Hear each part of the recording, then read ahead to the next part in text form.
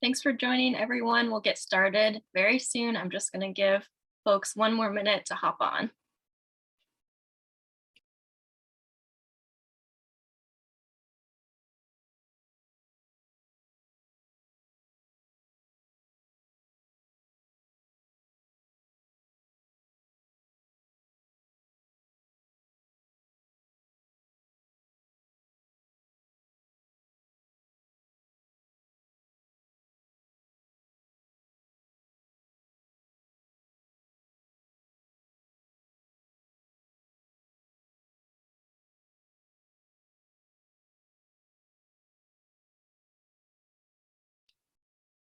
All right, welcome everyone, and thank you all for joining us tonight for the Belted Kingfisher webcast with Marina Richie.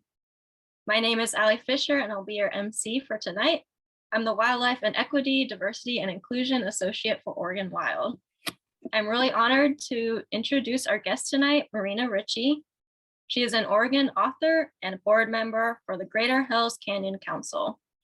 Marina will be delighting us this evening with stories and excerpts from her new book, Halcyon Journey, In Search of the Belted Kingfisher, a first-person narrative threading natural history, myth, and memoir, which features 16 illustrations by Oregon artist Ram Papish. I'd also like to include a land acknowledgement in this space. I would like to offer gratitude to the land itself and for those who have lived here in Oregon since time immemorial. I would also like to acknowledge the continuing presence of Indigenous peoples on the land today. However, it must be noted that this brief land acknowledgement can in no way capture the vast complexity and nuance that surrounds the history of tribes, the history between them and the federal government and individual states, as well as historical events, including colonial legacies and wrongdoings like forced removal that have had long-lasting and current impacts. That being said, the most important thing to do is not only acknowledge Indigenous people in the land, but continue to do meaningful work by supporting them in the present, respecting and uplifting tribal sovereignty, doing your research, and taking action. Additionally, a recording of this program will be emailed out tomorrow. It will be posted in our website, OregonWild.org, in the Wild blog. Please enter your questions at any time in the Q&A section. We normally get a flood of questions at the end, so the sooner you can get yours in, the easier it will be for me to organize and ask them at the end, after our guest has finished presenting. And then also I'd like to turn your attention to this discount code that we have up here. This code is available today through the 15th. So you can buy Marina's book through the OSU Press website using our discount code or WILD for 25% off and free shipping. So that's very exciting. And now I will go ahead and pass it off to Marina.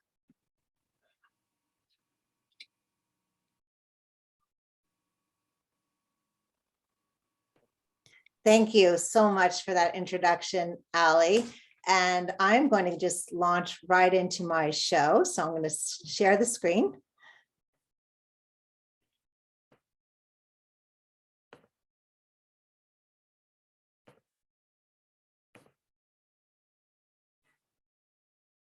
Belted Kingfisher, ambassador for wild waterways. Rattled greetings from the Kingfisher.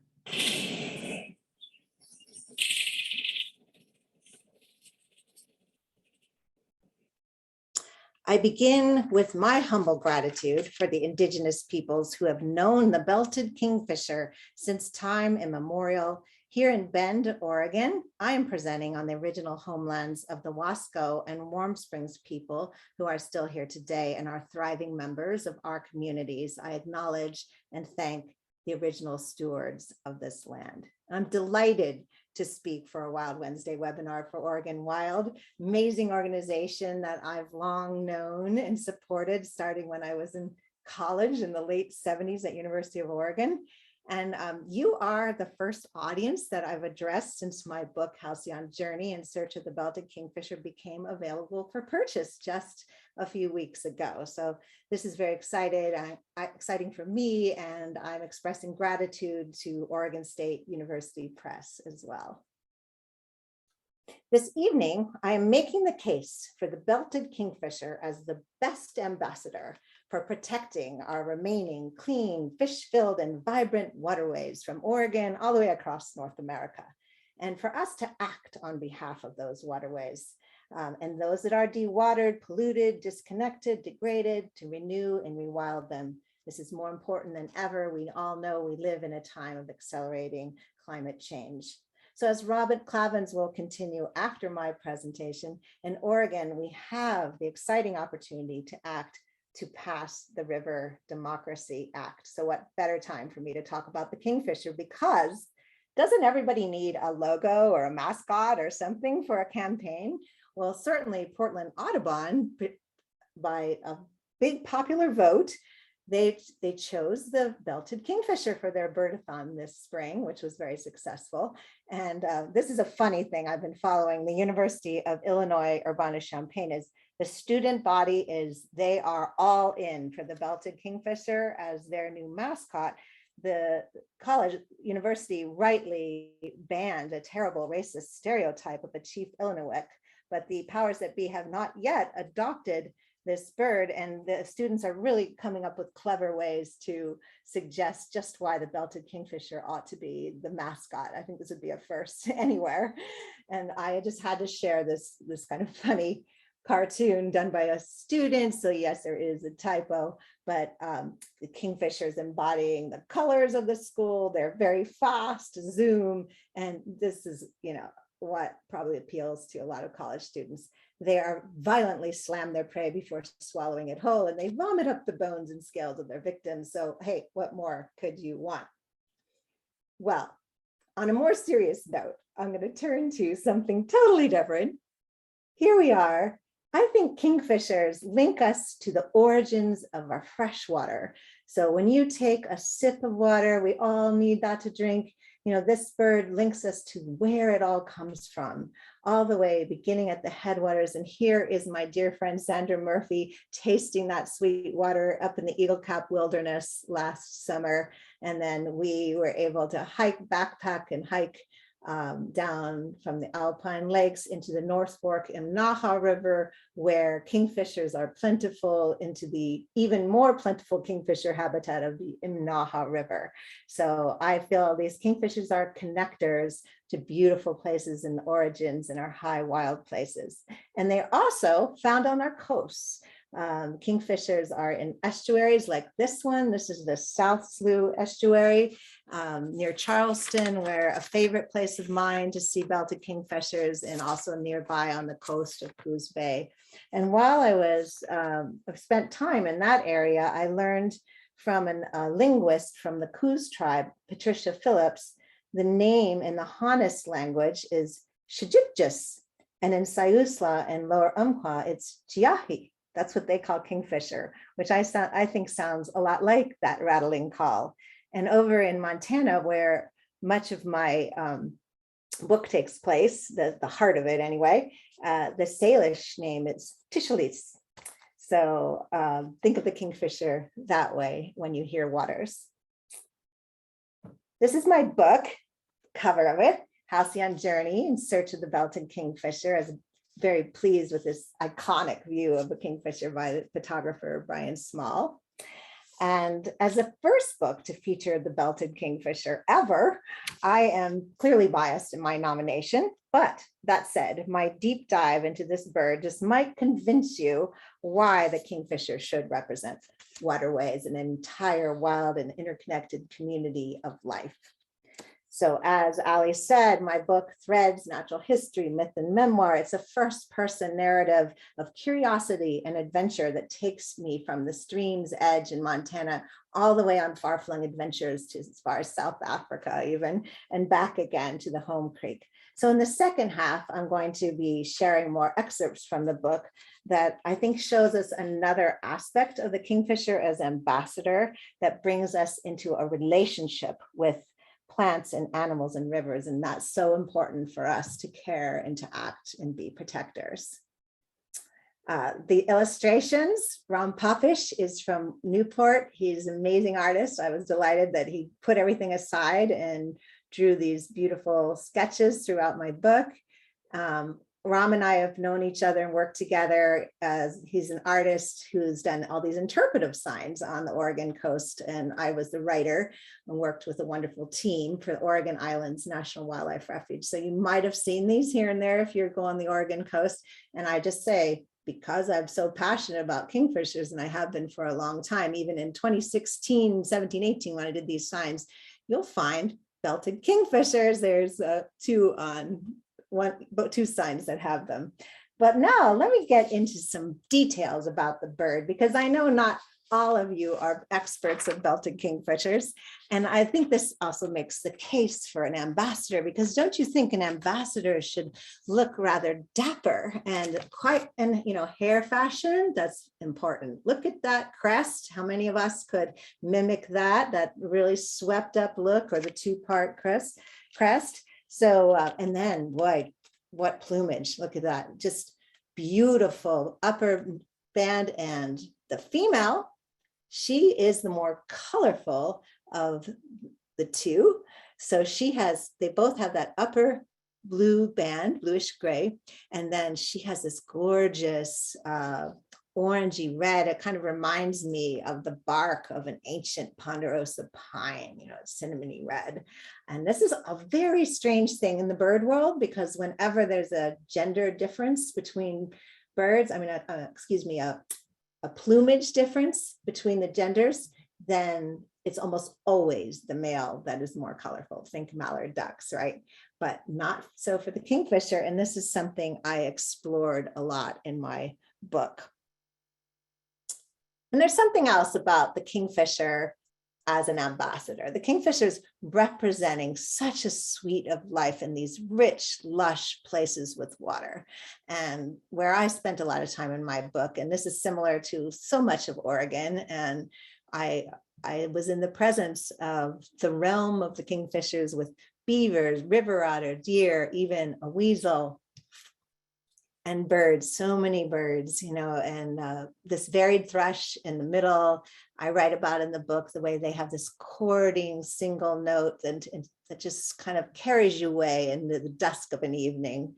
The dipper on the lower bottom left is quite the companion of kingfishers and indicates cold, clear water where I was studying them. So we also have the cedar waxwing and the spotted sandpiper. And I wanted to say a little bit about these photos. Most of the photos that you're going to see, these glorious kingfishers and birds, are by photographer Charles Wheeler, who lives in Potlatch, Idaho, and watches kingfishers from a blind and generously shares them. I will say that is my dipper photo. But here's something that might not make the case for the kingfisher. Guess what? They're not really very social. They might be with each other, but that's only during the nesting breeding season, which is taking place now. They're called seasonally monogamous birds. So you see pairs sharing their territory, and there will be little family groups for a short time later this summer. But the rest of the time, kingfishers are loners. So are they the best king ambassadors? Well, I think they are, because you'll find out something important about being a defender of place. Well, of course, there are other fishing birds out there, right? The osprey, the bald eagle, the great blue heron, they're so mighty and so dramatic. Everybody can go, we've seen those, right? And you might have even witnessed an osprey dropping down with talons to catch a fish, or a bald eagle doing the same thing, a great blue heron striking at a fish or frog.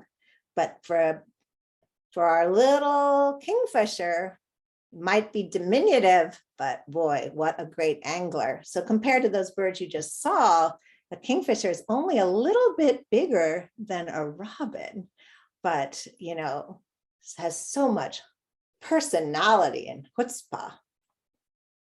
And the way a kingfisher hovers to catch, looking down at a stream or water or bay to see a fish and then be able to dive down for it. This is quite a feat in itself for a bird like this to keep her head steady.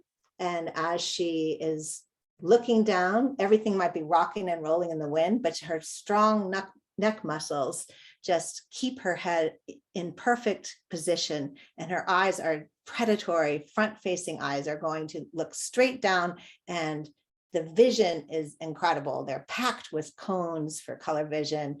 They have red eye droplets that reduces the glare and refraction in the water. And I go into many more details in my book.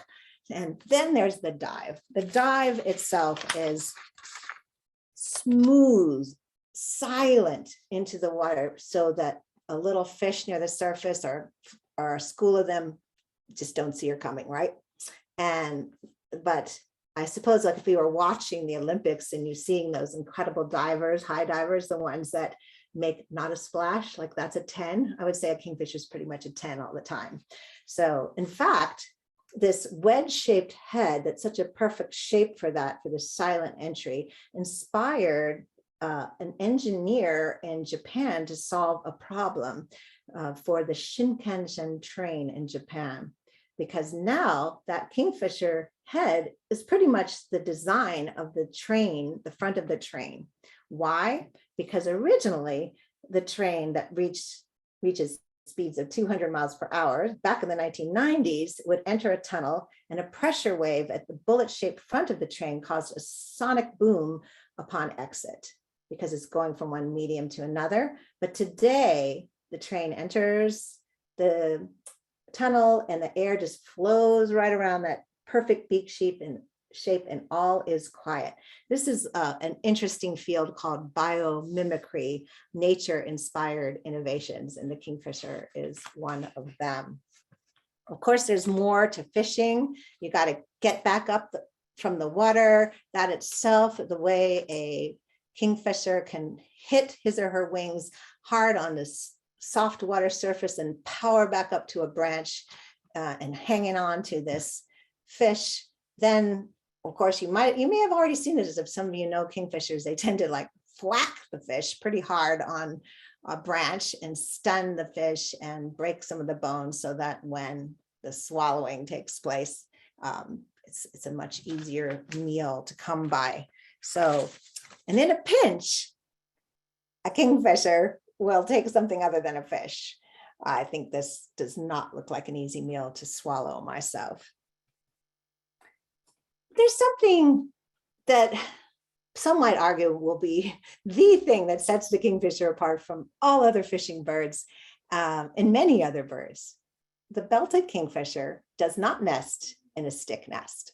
The belted kingfisher nests in a hole, and not just a little hole. The pair of kingfishers dig a tunnel into a steep bank, earthen bank near water, and that tunnel will ascend 5, 6, 7, 8 feet deep. And then in the back, they will dig out a little burrow, and inside there will be just the perfect place for the eggs and the chicks to grow. And the reason that they're able to be such good diggers has to do with these funny little feet. So kingfishers aren't going to be stalking around like on robins. They have little feet, but those little toes, two of the front 3 toes are fused together. It makes a little shovel, and they take turns just digging. In my book, this is not something that's easy to see, by the way, or photograph. These are amazing photographs. And something that always amazed me is whenever I saw these kingfishers coming in and out of burrows, look how clean they are. They're just white, like there's not a speck of dirt. I would not look like that. There's also something else I love about these birds is they are providers where the male and the female each are doing their part throughout. I mean, yes, the female has to lay her eggs one at a time. And then when they're all laid, she starts incubating the clutch. And right away, the male is in there taking turns. And I saw some really interesting behaviors. And once the chicks hatch, about 3 weeks later, they are such providers. And the male and female are just back and forth, each bringing fish. And every week, as the kingfisher chicks get bigger, they bring them a little bit bigger fish. And that's how you can kind of tell the stage of the growing chicks deep within the burrow, because you do not see them. Well, throughout the courting, nesting, mating season time, especially early on, they are pretty frisky with each other. And this is like, pretty much what it looks like for kingfishers to mate. It's called the cloacal kiss. I would say it's very brief and exciting when you do see it. And there's lots of rattling and coming and going from the burrow. It's quite a time. And I've been watching a pair here on the Deschutes River lately and caught some of this action. Once the chicks finally do come out of the burrow, they are adult size, but their plumage is slightly different color on the upper bands. And here a female, she's feeding a small fish to one of the newly fledged young, but there is no helping them. They don't really teach them how to fish.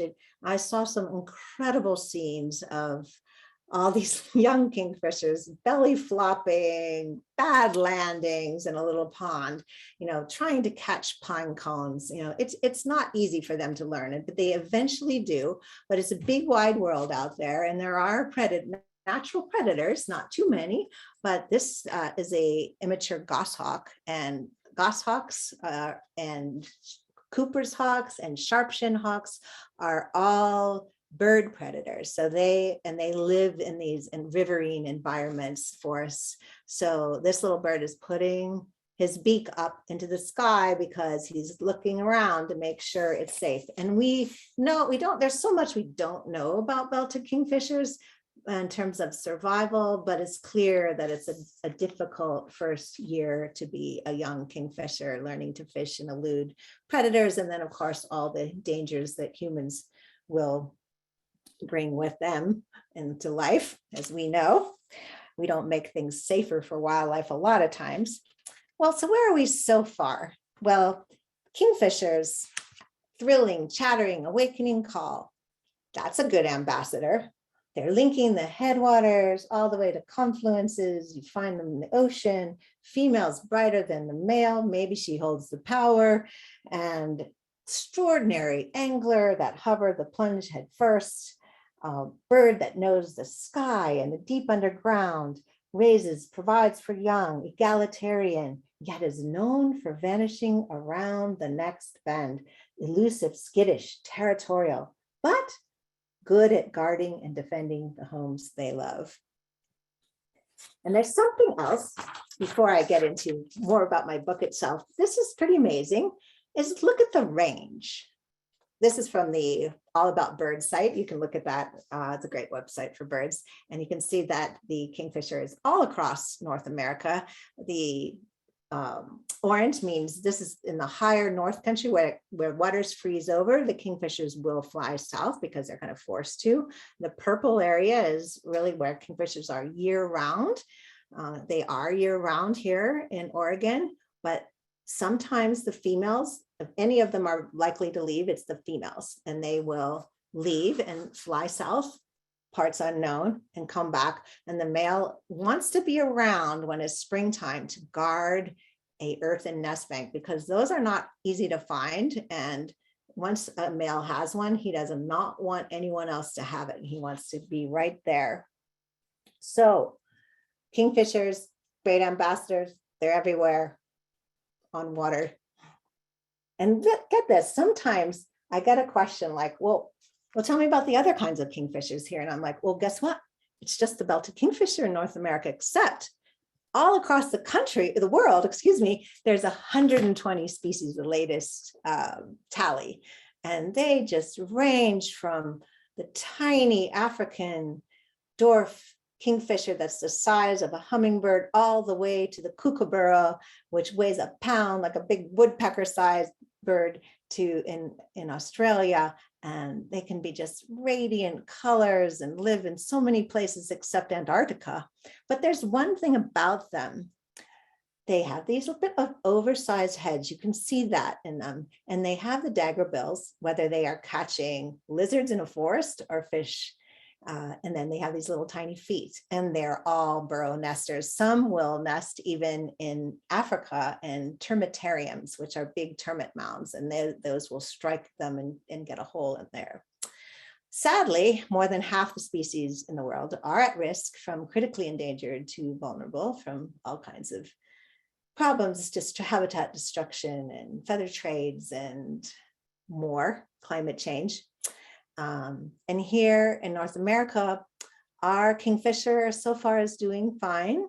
Also, I wanted to mention in this sign, you see that the ringed green and Amazon kingfisher are also, sometimes they will show up near the Mexico border, especially the ringed and green.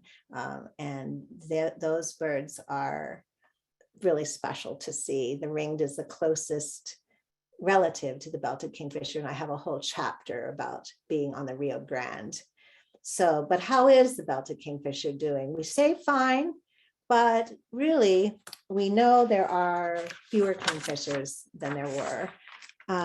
A recent study in this country showed that we have close to 3 billion birds fewer flying our skies since 1970 in North America, with losses in every ecosystem. So it's a sobering time. So while we have an estimated population of 1.7 million breeding belted kingfishers, that's still 1 million fewer than we had. So kingfishers remind us of all that's precious and all that we need to save and do, and do especially on behalf of our waterways, remembering that only 3% of our planet is freshwater, and we cannot afford to be cavalier. So now I'd like to turn to my book itself and my journey on Rattlesnake Creek in Missoula, Montana. And this is a chance to immerse in the kingfisher as an ambassador in a different way. Think of kingfisher, the name Kingfisher, kinship, kindred. If any of you are fans of Robin Wall Kimmerer and braiding sweetgrass, she talks about her suggestion for getting rid of the impersonal pronoun it when we are referring to the sentient beings other than us, and using ki, ki, for a singular, and kin, them. Well, I didn't do that in my book, but I did not use the word it. See if you can find an it, you won't. So I found a way to honor them without using that. And I think there is definitely more kindredness about that. So I'm going to tell you a little bit about what I found from spending all this time with kingfishers. Beginning with, what the heck does the word Halcyon mean? Halcyon Journey is the name. Well, I'm going to read you the first part of my chapter 1. Leaning over the balcony railing of the second-story bedroom, I listened to the surge of Rattlesnake Creek flooding 2 blocks away. Close by, a yellow warbler sang the morning into buttery sweetness. Robins caroled, magpies squawked, but the ringing staccato of the bird I longed to hear would never mingle with backyard birds. Instead, the belted kingfisher would be pelting downstream on strong wings, always looking for fish. Minutes earlier, I had read the dictionary word of the day, and you can see that definition right here. I had no idea that the kingfisher was halcyon, the noun, and that was associated with the myth and with these qualities that we're all looking for. So a little bit later in my first chapter, I say, one bird and one word stirred like an insistent breeze, summoning me to follow. Halcyon stems from the Greek hals, H-A-L-C, H-A-L-S-C, and kuo, K-U-O, conceive. To conceive is to create. Where better to feel the creative spirit than in the watery haunts of kingfishers?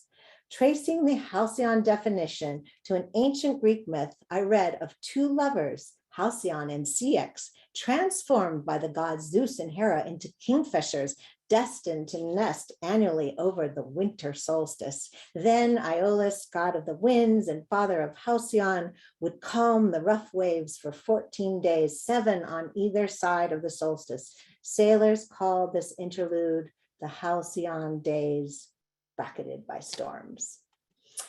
This is a piece of a painting by Herbert Draper, and I love that he painted Halcyon and her attire in the same colors as the common kingfisher found in Greece. That's the origin of this myth. And of course, we do know the true common kingfisher nests in a burrow, just like the belted kingfisher. And that takes away nothing from the myth to me. Well, as I go on in chapter 1, I say something right away that gives you a sense of who I am. Since childhood, I dreamed of feathers, light hollow bones, and lofting above the earth on wings that would never let me fall. Pursue a bird of happiness and transformation. Well, I was in. This is a photo of myself at age 8 and my older brother, David, and he's pointing at something my dad was indicating, probably a bird, in Longmire in Mount Rainier National Park. My father was a career National Park Service person and was assistant superintendent of Mount Rainier at a pivotal time in my life, was changed really the direction of where I would go and assured I would end up in the West near wild places.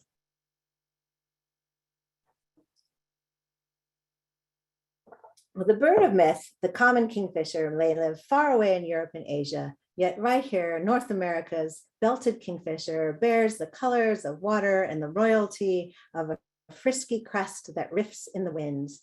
The scientific name is Megaceral Halcyon.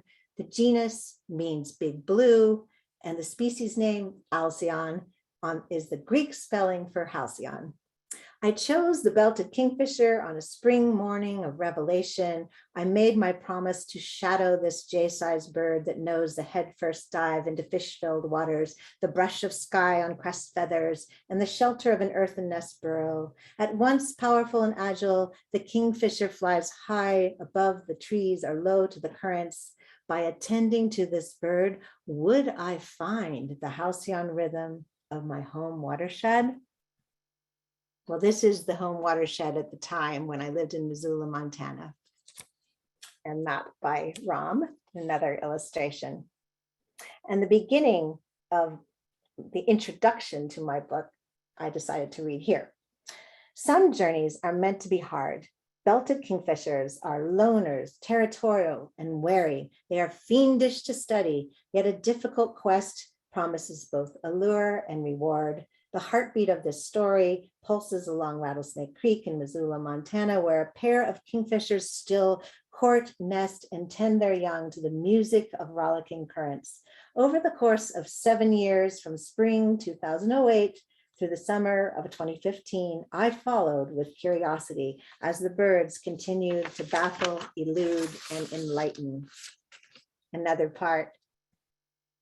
Hiding in a camouflage blind, I merged with alders, cottonwoods, and pines when a Swainson's thrush landed within grasp and opened his beak to sing. I nodded to yet another sign of my bird-loving father's presence, as if we could still revel in the soloist poet of the wafting, spiraling away verse. In the company of creekside inhabitants, sorrows and losses cascaded into the clear waters where bull trout finned upstream to spawn. So I'm watching you can't see it, but the kingfisher nest bank is across the creek from here. Indeed, I would come to terms with the loss of my dad. Here, he's seen here with my son Ian when Ian was 5, and my dad's very happy. He's got his binoculars on. We're in Glacier National Park, and it was just a few months before he passed away from colon cancer in 2002 at age 70. And this is his happy place below. He was a big backpacker, and his legacy project with the Appalachian Trail was project manager for the National Park Service. He backpacked the entire trail in sections. I did part of it with him, and he made a huge difference in the Appalachian Trail, that's protected corridor we have today. And he's been such an inspiration in my life. And I felt he really was helping me throughout my Kingfisher quest. And he wasn't the only one. His spirit was there, but in person, I had these 2 naturalist friends, Lisa and Paul Hendrick. They're still dear friends, and they are out there every year recording the kingfishers, finding things new while I'm in Oregon. So we're in close touch about what happens there. And truly, I couldn't have completed my story without them. Now I wanted to turn a little bit to the middle of my book, where it's called Winter Story, and it's a reflective chapter, a place where I share the Indigenous myths because are related to kingfishers, and even some historic accounts of kingfishers as totems in battle. I felt that winter is the right time to be sharing those stories, so I even wrote about them in that chapter. And the chapter begins with me going to this Bugby Preserve on Rattlesnake Creek in Missoula. And the story, I have a role to play in this quote on this boulder by philosopher Henry Bugby. In attending to this wilderness, I knew myself to have been instructed for life. I so love that quote, and I take it with me all the time in Oregon in my environmental advocacy work. In attending to this wilderness, I knew myself to have been instructed for life. And surely that's also true for kingfishers as well. And in the wintertime, I really pondered how these ancient animal myths of different cultures can bring us closer to our animal kin and maybe even be transformed. So in the book, I did share Salish, Blackfeet, several stories. And the one that I've chosen, the short one tonight, is this one. This is from the origin story of the Arikara people of the Upper Missouri. Without the help of the Kingfisher, the Arikara people of the Great Plains would not have found a better world. To journey westward from a hiding place underground after the creators sent floodwaters to eliminate giants, 3 birds helped them overcome obstacles to reach a better place: a kingfisher, an owl, and a loon. Coming to a chasm, Kingfisher reshaped the earth and laid down an enormous beak that served as a bridge. With a great flapping of wings, Owl cleared a thorny forest, and fast-flying Loon parted a lake. The people could choose whether to continue or turn into the bird that helped them. A kingfisher? I'd be tempted. And I go on, I wanted to include this next part. My friend David Liberty, who lives by the Columbia River and Hood River, wrote to me that the kingfisher is special to his Umatilla people. This is what he wrote. The kingfisher was sure to impress a tribe of fishermen. It was that skill or power to catch fish that the locals wanted. A good fisherman was highly regarded. If one could capture the power of a kingfisher, it would increase your chance for success. The spirit of the bird from which you got the feathers is honored in hopes of gaining its assistance. I like that. So I did gain assistance, even though I'm not much of an angler. I have found a feather or two, but I like to think the spirit of the bird has been with me and has led me many places. And certainly on that whole time on Rattlesnake Creek, when I was researching in the field, cold, snow, sleet, returning, I was seriously learning what it was to dig in. So I had to include this picture. This is Lisa and I went up we crossed the creek after the end of the nesting season one year, and we climbed up and we looked in the hole and we measured, put a tape measure way back in. We found out that the tunnel of the birds we had been watching, the nesting birds, was 4.5 feet deep. And then we were able to measure a couple feet down from the top of the bank, go back and carefully dig back into the burrow. And we found it, and you could tell by the smell. The uric acid was really strong, so I'm laughing as I smell it. We did put the flap back, made it all perfect again, and I will report the kingfishers remodeled and used that hole again. Well, something else happens when you're out there sitting, waiting, just being out. And I'm going to read you this part. Seeking the Halcyon bird, I've come closer to wildlife than ever before. Like one afternoon in late September of 2011, seated by the upper nest bank, drinking in the domain of kingfishers with no real purpose, the creek bubbled over a glossy rock with a gulp and glug, and maroon dogwood leaves shook in a slight breeze. Then, like a river phantom, a sinewy mink flowed over my outstretched bare legs. Feeling the rippling of chocolate-hued fur, I knew the meaning of becoming one with the wild neighborhood.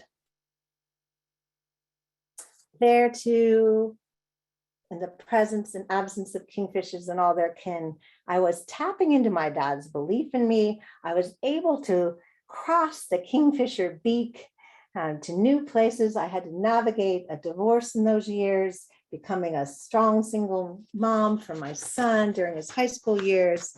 And finally, after Ian graduated in 2015, I packed up my four-wheel camper and became a roving naturalist for a year. And I carried my love of home from Missoula to new places and traveled with kingfishers. I had these little ceramic kingfishers that I would set up, and I still have them. And I had my manuscript in some form or another, because it took a few years for it to get to this point.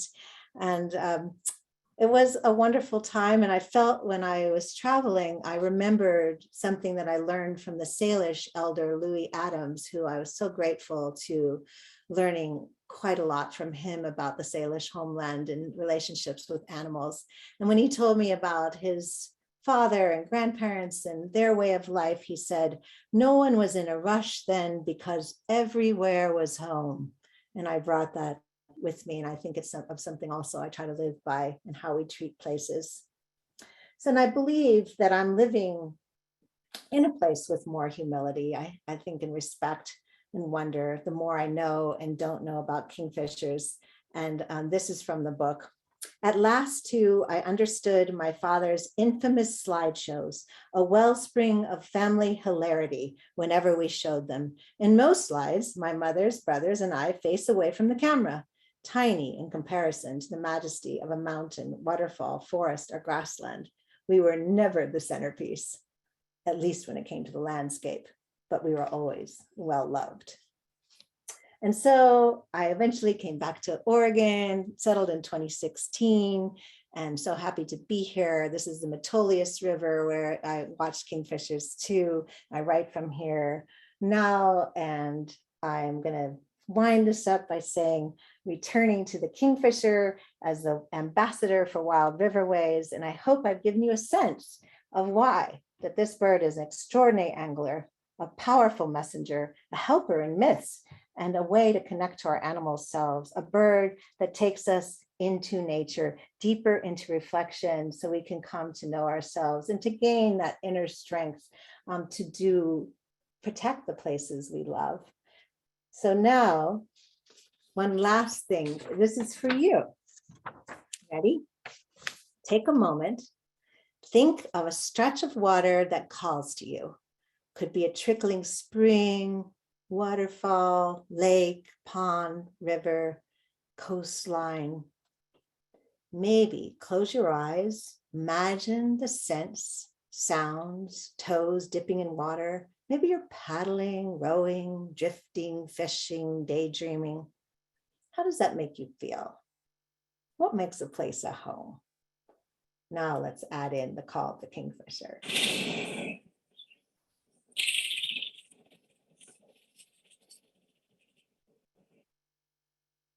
And like this fledgling peering out into the world for the first time, from living in this first part of his life in this deep, dark burrow and seeing this beautiful world for the first time, never forget that sense of wonder to see things in nature new and differently, and to go back to that well again and again. So thank you for your time tonight, and I'm looking forward to Rob's presentation next before questions. And here's ways to contact me.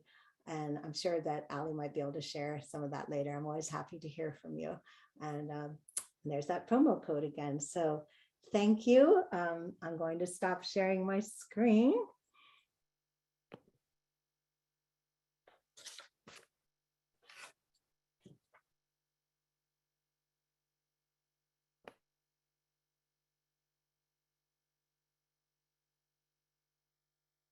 Hopefully you can see my that slide of the river, the Grand Ronde River. Yep, everything looks good. Great. Well, thank you so much, Marina. That was really wonderful. There were so much good information. in just a really fun way. And speaking of ambassadors, Marina has been a relentless advocate for wild places here in Oregon and across the West for decades. I know I'm honored to count you as a friend and colleague, and I can't wait to get my hands on your book. So I am Oregon Wild's Northeast Oregon Field Coordinator. I'm coming to you from a public lands grazing conference in Salt Lake City, but spend most of my time working out of my office near Enterprise in Wallowa County, where my wife and I also own and operate a bed and breakfast and working farm. Marina and my wife, Emily, also both serve on the board of directors of our great conservation allies at Greater Hills Canyon Council. So Northeast Oregon is a place that we feel really lucky to call home. But we do acknowledge and struggle with the challenging reality that this is land that was stolen from the sovereign Nimiipuu or Nez Perce tribe. And it's important to note that not only have they been here since time immemorial, but also that the Wallowa band never gave up their claim to the place. In fact, the oldest known signs of human settlement in North America are found on the Snake River, in the Snake River watershed, and date back to no less than 16,000 years. We are enthusiastic supporters of tribal efforts to protect and reconnect the seasonal rounds, as well as the tribe's efforts to return the lands and water to a better, more complete and functional condition. So my presentation is going to be a little bit dry in comparison to Marina's. I'm going to talk to you a little bit about some of the work that we are doing at Oregon Wild with our partners that we think will help values from clean, cold water to fish and recreational opportunities and wildlife habitat for all sorts of species, including the belted kingfisher, which we hope will continue to play their role in a functioning ecosystem here and across Oregon.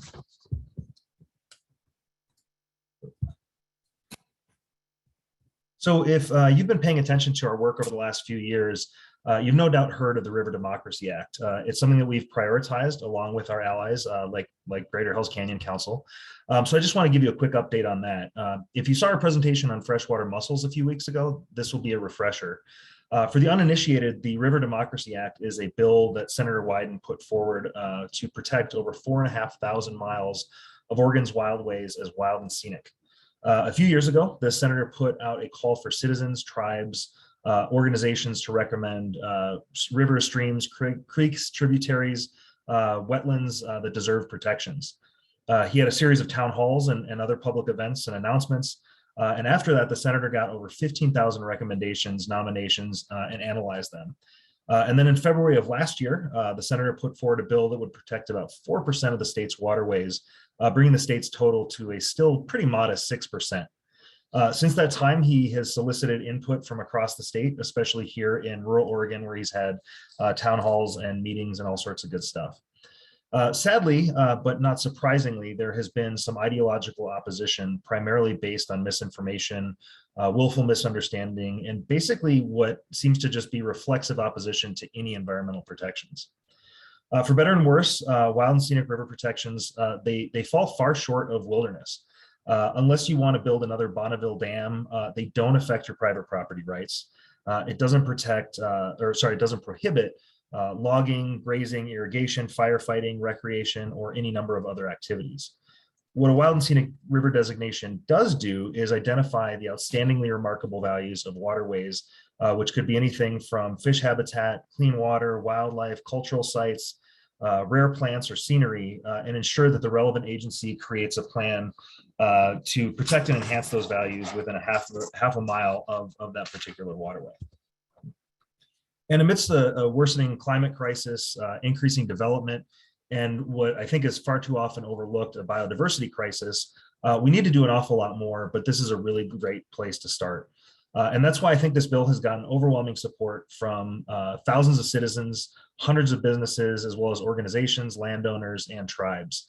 In fact, among the two most outspoken supporters of the bill have been the Confederated Tribes of the Umatilla Indian Reservation and the Nez Perce. Where I live in Wallowa County alone, when we tried to compile all of the statements of support last year, it required creating a 65-page document to record them all. And again, that's just from Wallowa County, which is home to about 7,000 people. So the bill received a positive hearing last summer, and it's now just awaiting what is called markup before it gets a full Senate vote. I think there's no doubt that the bill will have changed based on constructive feedback that the senator's gotten. But unfortunately, the timber industry and some local politicians have continued to put out misinformation and drum up opposition. So we're not taking anything for granted and really need to continue to encourage Senator Wyden to pass it as soon as possible with as many deserving river miles as possible. And as I've said before, I think people all think that the place that they live is the most special place, and it's true for everybody to a certain extent. But I tend to believe that it's a little bit more true for me in northeastern Oregon and the Northern Blues. And when I look at this map, I'm just so thankful that northeastern Oregon is so well represented. I do want to flag before I switch slides here that this map may have some errors, so please don't refer to this slide as anything definitive. If you want to see an accurate map, there's one available to the public on Senator Wyden's website. So Northeast Oregon's Wallowa Mountain Range is actually part of the Rocky Mountain ecosystem, and the Blue Mountains that it's also a part of provide a connectivity corridor of continental importance. It's really the only east-west connection point that connects that Rocky Mountain ecosystem to the Cascades, the Coast Range, and places beyond. The landscapes and waterways that Senator Wyden's bill would protect here are some of the most important pieces of that puzzle. And while I think too often politicians and unfortunately even conservationists often overlook places like Eastern Oregon due to a number of things like the myth of the rural-urban divide, the values here on these landscapes are just too important to ignore, and sadly, they are under threat. As one example, near me is a place called Swamp Creek. It's got its name because it was historically swampy due to beaver dams and these meandering, healthy water courses. Despite decades of colonial mismanagement, it remains home to one of the healthiest and most abundant populations of freshwater mussels in the state, as well as a wide variety of fish and wildlife. And across the Pacific Northwest, riparian areas, which are these areas along streams and rivers, make up just 1% of the land area, yet they support the most diverse bird communities in the region. They're also incredibly vulnerable, and they've been degraded and in some cases totally eliminated at a really terrifying scale. And Swamp Creek isn't a big waterway, but just like your circulatory system needs healthy hearts, veins, lungs, and capillaries, river systems are made up of more than just big iconic rivers. And despite its small size, I have been amazed to see kingfishers hunting waters far smaller than Swamp Creek in this very area. And despite all that, though, a recent Forest Service restoration project called the Lower Joseph Project was supported by the local logging collaborative and sought to restore Swamp Creek by way of logging and road building. They've done nothing there to address fish passage, overgrazing, tribal treaty rights, ongoing beaver trapping, but rather they prioritize logging along the creek. And Swamp Creek was part of the Nez Perce tribal recommendation for the River Democracy Act, and it's just one of many that would be designated as wild and scenic, ensuring that future management and restoration would protect or enhance values like clean, cold water, fish and wildlife habitat, Nez Perce cultural sites, and hopefully more than one or two kingfisher.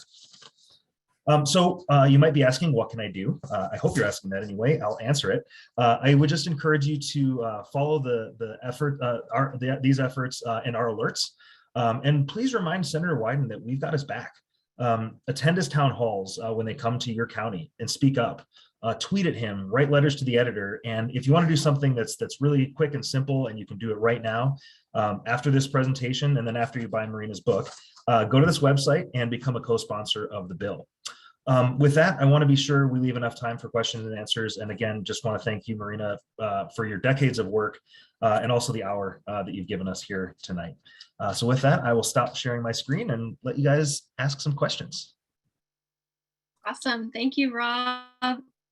So let's pivot on to Q&A now. I have lots of questions for you, Marina.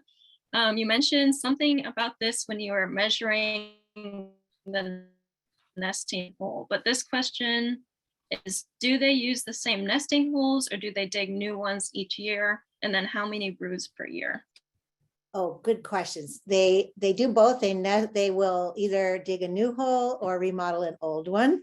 And sometimes the trick of finding an active nest is difficult because you can see an earthen bank and it'll just be peppered with holes from multiple years and also from trying and hitting a root or a rock. So it's like a guessing game to find the right hole that's being used that year. So yes, they either remodel or use a new one. And then they only one brood per year, just one. Yeah.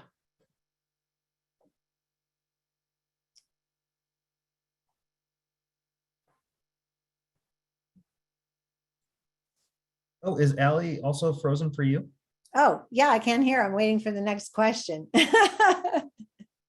want to ask me one, Rob? Oh, you're unfrozen now, Allie. I was just about to, but she's back. She's back. I'm back now. So Rob, I have a question for you. What is the process to get an area a wild and scenic river designation? Oh, and you're muted. Of course I am. I'm old. It's a bill. And so like you remember from Schoolhouse Rock, it is passed by Congress, House and Senate. Obviously there's steps along the way and signed by the president. And once that happens, the Forest Service, BLM, whatever agency is in charge, then they have to create a management plan. Given how many management plans this is going to require, there have been some allowances in the bill for a longer period of time and to maybe do this as part of other forest planning exercises. So it'll be a while before you have management plans for all of these things. In this specific case, it was really neat. Because Senator Wyden, for a number of different reasons, some of them kind of fun, some of them really deadly serious, wanted to do a major river protection bill in the state of Oregon. And so he called it the River Democracy Act because he went around the state in these town halls. He had separate meetings, he put out announcements, and he asked people, organizations, tribes, all the different entities to please provide nominations for places that they thought were important. And, my understanding is that was everything from, the irrigation ditch in my backyard to the Columbia River. And obviously of the 15,000, not all of them were appropriate. And I don't know exactly the process they used, but listened to stakeholders about what were the most important ones, looked at those values. Once the bill went forward, they're continuing to look at those. And again, the bill has been introduced. And so we just need it to get out of committee, out of the Senate, and then into the president's hands. And then we can start, as they always say, the real work begins. So. Thanks, Rob. And feel free to jump in if I ever freeze weirdly again. So the next question for you, Marina, is how long do belted kingfishers live? Oh, well, one of the amazing things about belted kingfishers is they are not very well studied for being so familiar. And we have very little information on how long kingfishers live in the wild. Most likely 5, 6, 7 years if they're lucky. We are maybe a little more. It's really hard to know. What I will say is watching a certain area for a long time, you always find things that go against the literature because, there's nothing like being in the field.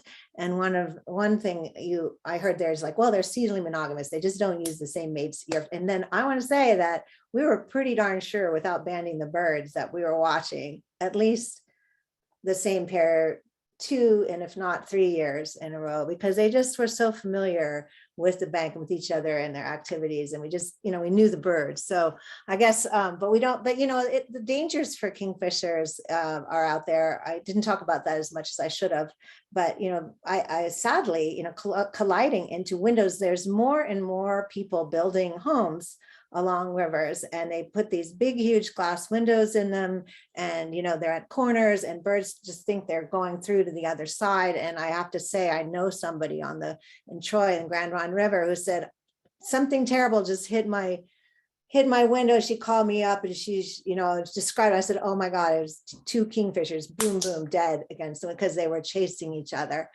So that's one thing of us building too close to the river. We're destroying their waterways. That's another threat especially, of course, they remind us we can't pollute our waters. They can't even see to fish that way. And it does get into their system because they are top predators. So that things move their way up the food web. So they do remind us to we need to do everything we can to help them live as long as possible. How's that?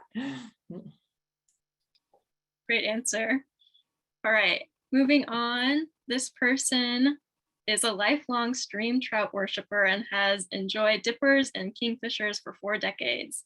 Right. Marina, have you noticed a preference for trout species, and what's the largest you've seen caught and eaten, or the largest? Well, I tell this listener, I will tell you, I needed you by my side because I'm really bad at it when there's like a little tiny fingerling trout, you know, like, I don't know, what kind is that? You know, so unfortunately, I wasn't able to say, but I know that, you know, particularly in watching in Rattlesnake Creek, which is a lot like our Oregon, beautiful forested wilderness headwater kinds of streams. It's still in good condition. It was a good spot for native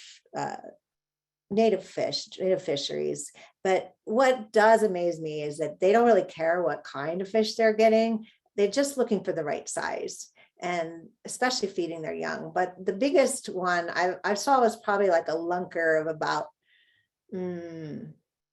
5-6 inches, maybe, just like off the side of his beak. And there is a great picture I've showed in another show from a friend of mine. And this kingfisher near the Boise River just caught this huge fish, and it's just flailing all over. And then sure enough, drops the fish, you know, into the water, could not hold on to it. So anyway, I wish I was a better fisheries person, but I do think they're good indicators of a good ecosystem when we have a thriving fishery, thriving kingfishers. Yep. Yeah, that's a big fish for a little robin-sized bird. Yeah, Sure. yeah. You couldn't really hold on to that one. And then imagine trying to swallow that. I'm not sure. Whole? Yeah. All right, here's an interesting question. Are there any species related with kingfishers in a particularly special or symbolic way? Let's see, I think, I don't know if he means literally related to kingfishers. I mean, in terms of the greater family of kingfishers, they are related to, they're in this Carassiformes. So they're rollers, and there's these whole different kinds of birds, but there's mostly just kingfishers. And I think they're asking maybe a spiritual way of how kingfishers are related to others.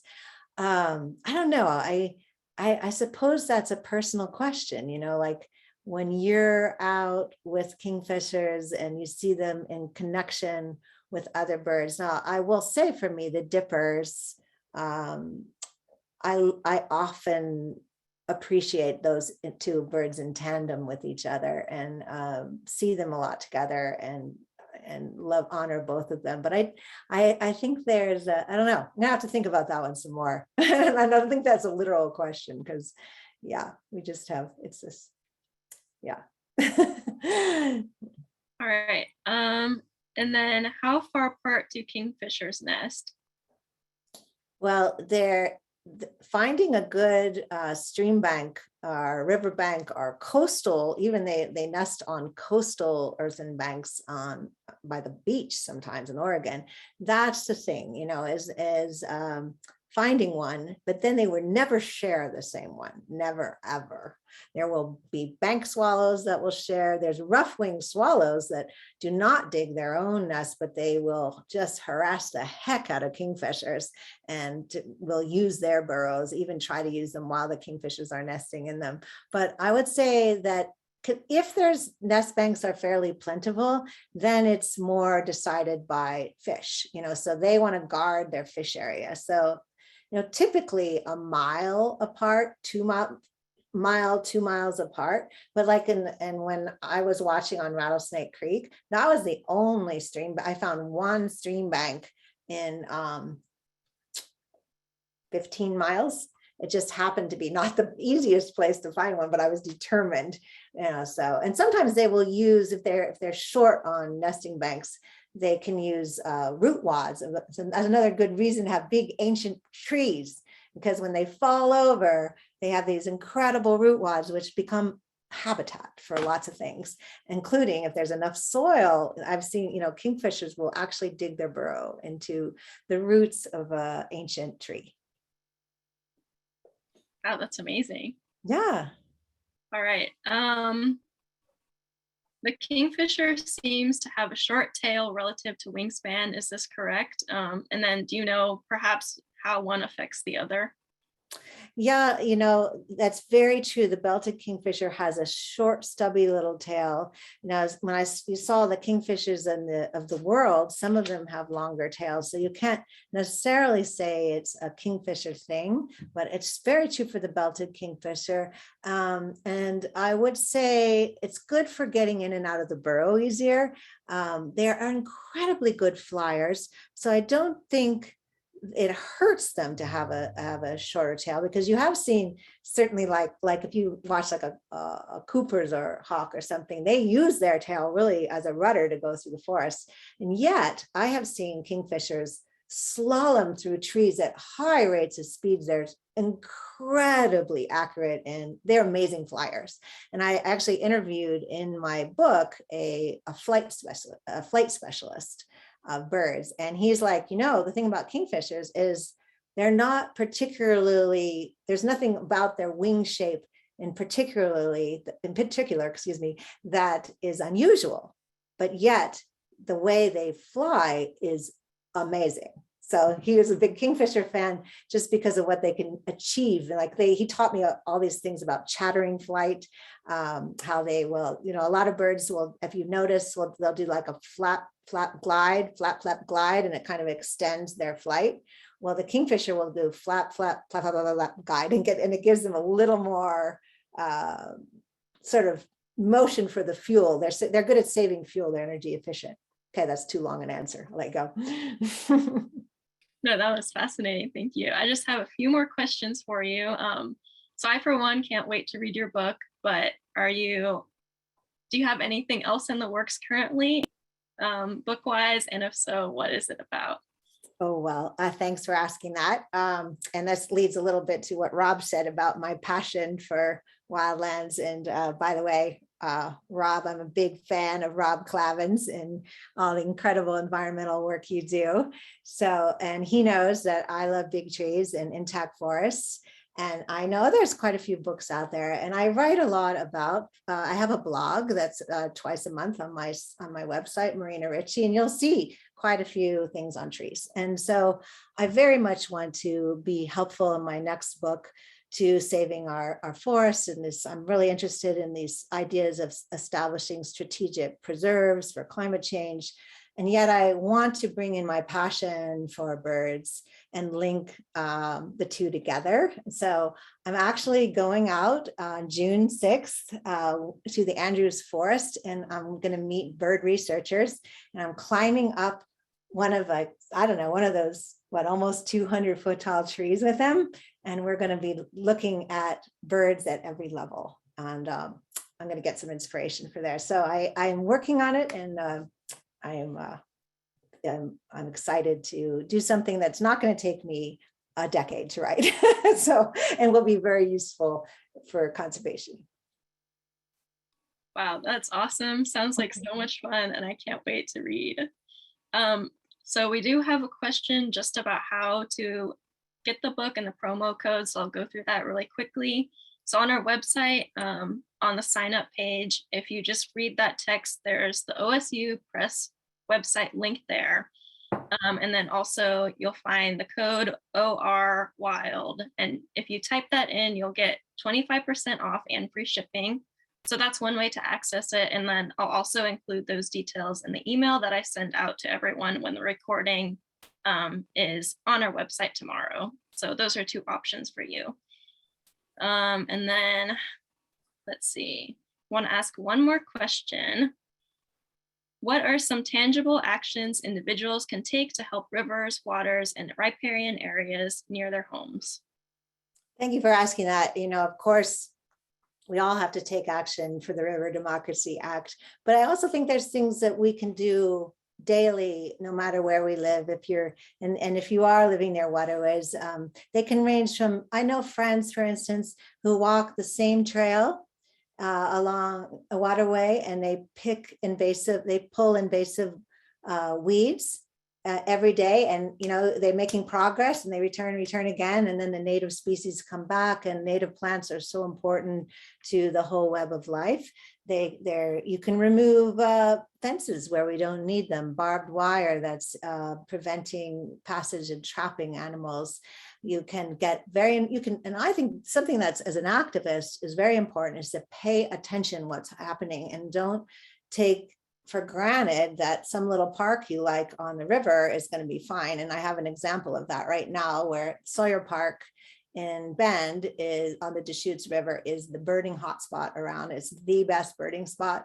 And one day I arrived there, and there's a sign, a notice about a vegetation management we're going to get rid of those, diseased juniper trees and the mistletoe trees and that overgrown vegetation. I was like, what the heck, so now I'm fully engaged with the Bend Parks Department, like, what kind of foresters? That's the problem. So I think you have to be alert, you have to be ready, and you have to know that citizens can make a difference, and we do when we speak up. And the only way we know what's going on is to be frequently out in nature and by our waters. So. Awesome. Thank you so much, Marina. We are out of time, but that was a wonderful presentation. And thank you, Rob, for all of your notes as well. Yes, the recording will be available tomorrow on our website, and I'll email it out. And thank you to everyone in our audience for joining us tonight, and have a great night, everyone. Bye.